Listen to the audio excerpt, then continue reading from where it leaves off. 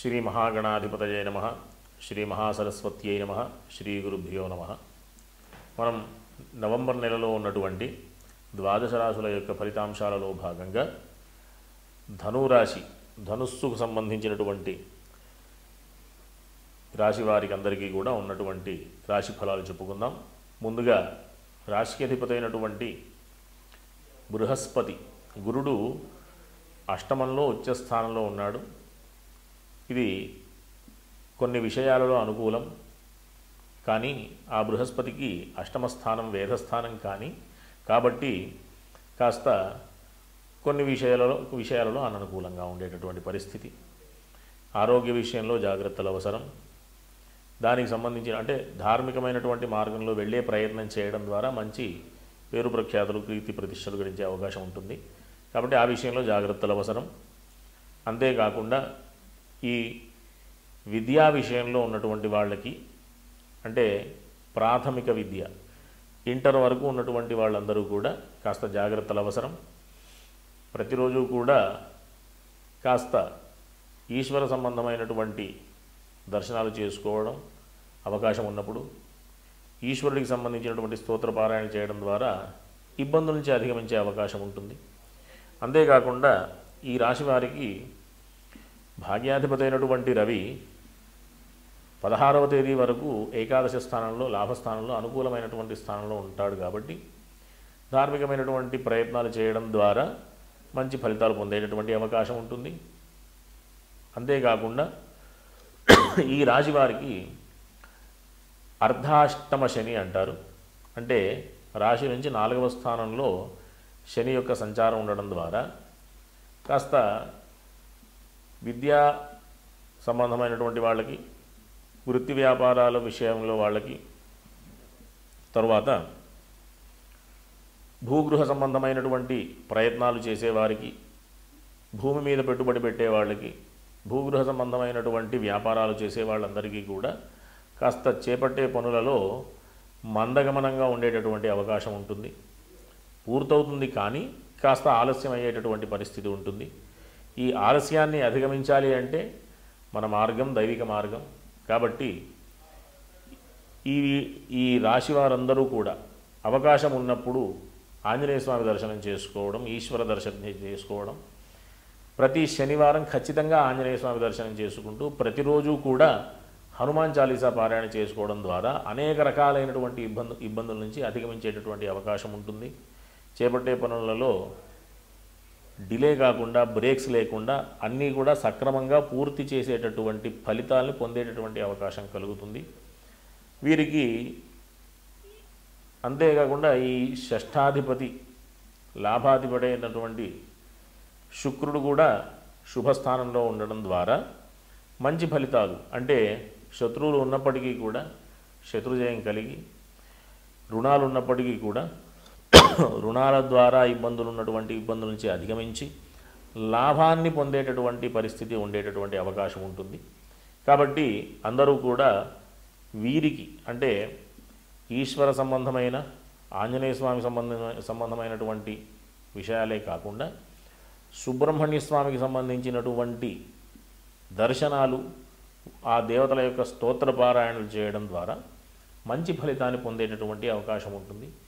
కాబట్టి అవకాశం ఉన్నంత వరకు కూడా ఈ మాసమంతా కూడా చక్కటి పవిత్రమైనటువంటి కార్తీక మాసం కాబట్టి ఈశ్వర సంబంధమైనటువంటి ప్రక్రియలు, అనేకమైనటువంటి పూజా కార్యక్రమాలు సమాజంలో జరుగుతుంటాయి. కాబట్టి అవకాశం ఉన్న చోట వెళ్ళి చక్కగా ఆ పూజా కార్యక్రమాల్లో పాల్గొంటూ ఆ యొక్క దేవుడి యొక్క అనుగ్రహం ద్వారా చేపట్టేటటువంటి అన్ని పనులలో చక్కటి దిగ్విజయాన్ని, మంచి విశేషమైన ఫలితాలని పొందుతూ సుఖంగా ఉండాలని ఆశీర్వదిస్తూ స్వస్తి. శ్రీ మహాగణాధిపతయే నమః. శ్రీ మహాసరస్వత్యై నమః. శ్రీ గురుభ్యో నమః. వాగర్ధావివ సంపృక్తౌ వాగర్ధ ప్రతిపత్తయే జగతః పితరౌ వందే పార్వతీ పరమేశ్వరౌ. మనం ఈ నవంబర్ నెలలో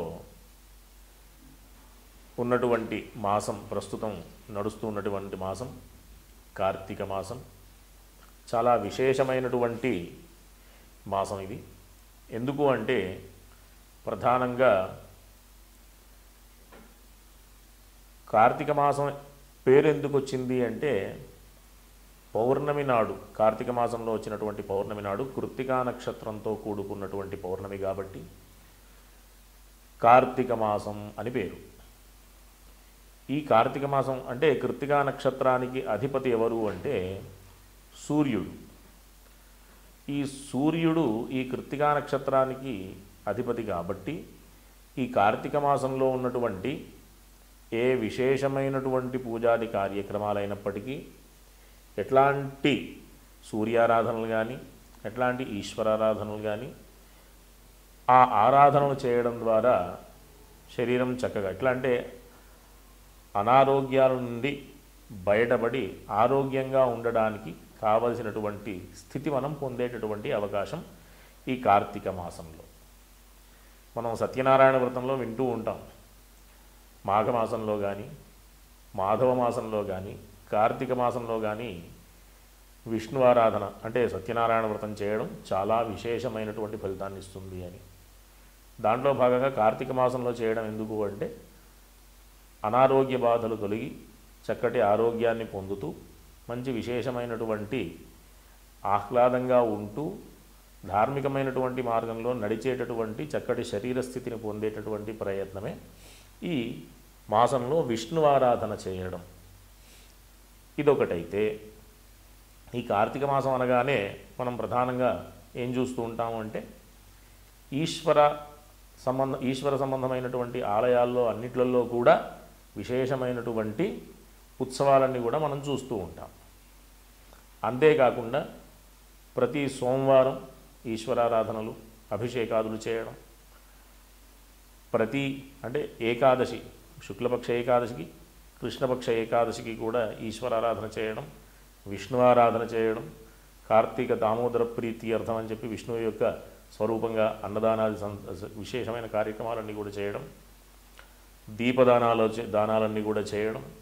అంతేకాకుండా ఈ మాసంలో ఉండేటటువంటి మాస శివరాత్రి రోజు అంటే అమావాస్యకి ముందు రోజు వచ్చేటటువంటి రోజుని మాస శివరాత్రి పర్వదినంగా భావించి ఆ రోజు ఈశ్వర సంబంధమైనటువంటి విశేషమైనటువంటి పూజాది కార్యక్రమాలన్నీ కూడా చేయడం, దీపారాధనలు చేయడం, దీపస్వరూపంగా ఉన్నటువంటి ఈశ్వరుణ్ణి ఆరాధన చేయడం, మహాదీపార్చన, సహస్రదీపార్చన అనే విశేషమైనటువంటి పూజా కార్యక్రమాలు చేయడం, మహాలింగార్చన, సహస్రలింగార్చన అని మొదలైనటువంటి లింగార్చనాదులని కూడా చేయడం చాలా విశేషమైన ఫలితాన్ని పొందుతారు అని చెప్పడం. ప్రధానంగా ఏ ఫలితాన్ని పొందుతాము అంటే మనం ఏ వ్రతం చూసినా, ఏ పూజా కార్యక్రమం చూసినా, ఏ రకమైనటువంటి యజ్ఞయాగాది క్రతువులు ఆచరించినా ఈ ఫలితాలు పొందుతారు అని చెప్పడం. ఉదాహరణకి సత్యనారాయణ వ్రతం చేస్తాం, దానికి సంబంధించినటువంటి విషయంలో చక్కటి సంతానం, వంశాభివృద్ధి, విశేషమైనటువంటి ఫలితాలన్నీ కూడా మనం పొందుతూ ఉంటాం. వరలక్ష్మి వ్రతం చూస్తాం, చక్కటి సౌభాగ్యం, విశేషమైనటువంటి ఫలితాలన్నీ కూడా పొందడం దాని ద్వారా చూస్తూ ఉంటాం. కానీ ఎక్కడా లేనటువంటి అవకాశం ఈశ్వరారాధన ద్వారా ఉంది. ఏ రకంగా అంటే ఈశ్వరారాధన వల్ల పాప పరిహారం అవుతుంది అని మన గ్రంథాల్లో చెప్పబడి ఉంది, చూసాం. పాప పరిహారం ఎందుకు అంటే మనిషికి సహజంగా ఎట్లా అంటే మనం మనిషి జన్మ పొందాము అంటేనే ఒక కర్మ ఫలితమే, అది పుణ్యకర్మ కావచ్చు, పాపకర్మ కావచ్చు, దానికి సంబంధించినటువంటి ఫలితాన్ని పొందేటటువంటి స్థితి. సరే, పుణ్యకర్మ విషయం పక్కకు పెడితే పాపకర్మ యొక్క ఫలితంగా అనేక రకాలైనటువంటి బాధలు పొందుతూ ఉంటాం. పూర్వజన్మకృతం పాపం వ్యాధిరూపేణ బాధతే తచ్ఛాంతిరోషధైర్దానై జప హోమ సురార్చనై. పూర్వజన్మలు చేసుకున్నటువంటి పాపం వల్ల వ్యాధుల రూపంలో, కష్టాల రూపంలో మనం పొందుతూ ఉంటాం. దానికి సంబంధించినటువంటి పరిహారం ఏంటి అంటే తచ్ఛాంతిరోషధైర్దానై జప హోమ సురార్చనై. ఓషధులు సేవించడం, ఔషధ దానాలు చేయడం, అంతేకాకుండా జపతపాదులు చేయించడం, పూజాది కార్యక్రమాలన్నీ చేయించడం, దేవతారాధనలు చేయించడం ద్వారా ఆ పాప పరిహారం యొక్క ఫలితాన్ని పొందుతాము అంటాం. దాంట్లో విశేషమైన కార్యక్రమం ఏంటంటే ఈశ్వరారాధన. తద్వారా మనం ఈశ్వరారాధన చేయడం ద్వారా పాప పరిహారం గావించి ఉన్నటువంటి సమయాన్ని సద్వినియోగం చేసుకునే శరీరాన్ని పొందేటటువంటి పరిస్థితి ఉంటుందన్నమాట. మనం ఈ జన్మలో ఏది పొందాలన్నా ప్రతిరోజు 2 మెతుకులు నోట్లోకి వెళ్ళాలన్నా మనం పూర్వం చేసుకున్నటువంటి పుణ్య ఫలితమే.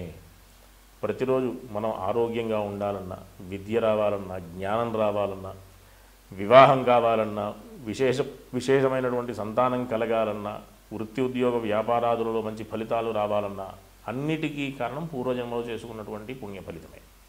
కాబట్టి అట్లాంటి పూర్వపుణ్యాన్ని పెంచుకునే ప్రయత్నంగా పాపాన్నంతా కూడా పరిహారం చేసుకునేటటువంటి అవకాశం మనం ఈ కార్తీక మాసంలో ఈశ్వరారాధన వల్ల మనం పొందుతుంటాం.